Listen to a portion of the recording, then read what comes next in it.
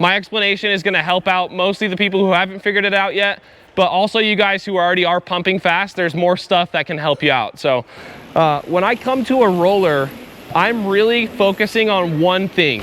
That one thing is I wanna get all of my weight into the backside.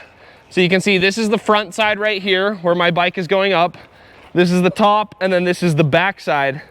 I really wanna push my weight down into the ground on the backside.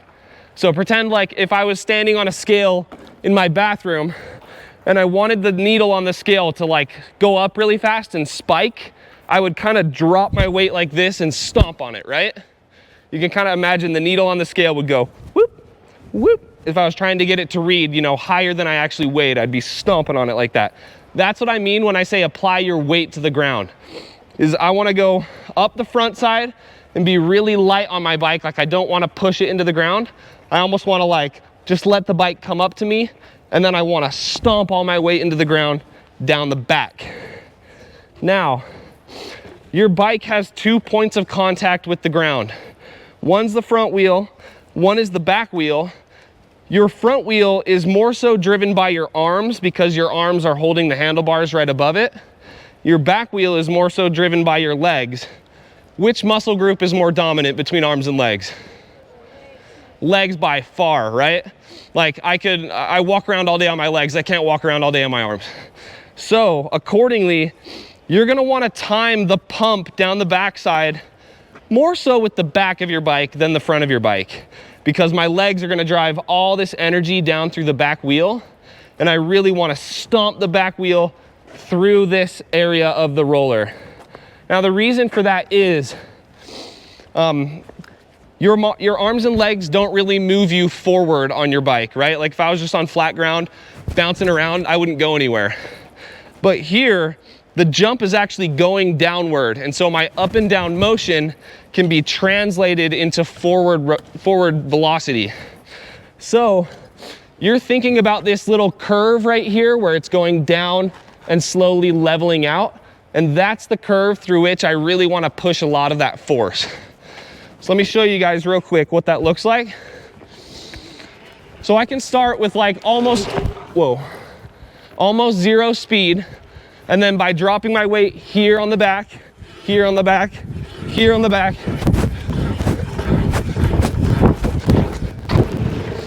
you can see I can pick up a lot of speed without having to pedal at all. So that's the idea, is you will be 100%, the fastest people through the roller section, 100% of them are gonna be pumping. They're never gonna pedal one time.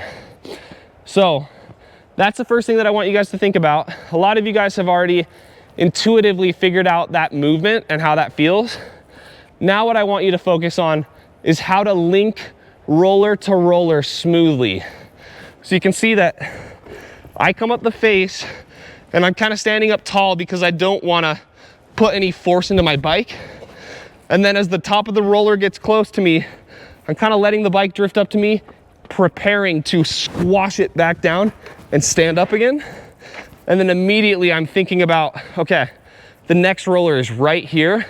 I need to stop applying any force to the ground and just let the bike come back up softly into me and then hammer down again. The smoother you can connect those together, the faster and more fluid you'll be through the roller set. Any questions on that so far? So I see some people ride rollers and they'll like manual. Are they still pumping? Good question. Okay. So manualing, you know, you're riding on just your back tire, and it really depends. So there are people who can just get through the roller set balancing, meaning they're like not really picking up speed.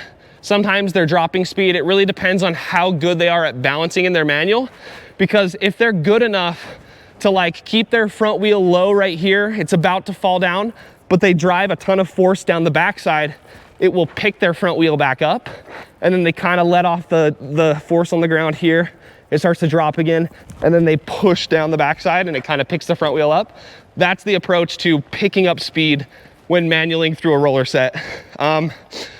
You just have to be really, really on it to be able to do that, so it takes a lot of years of work.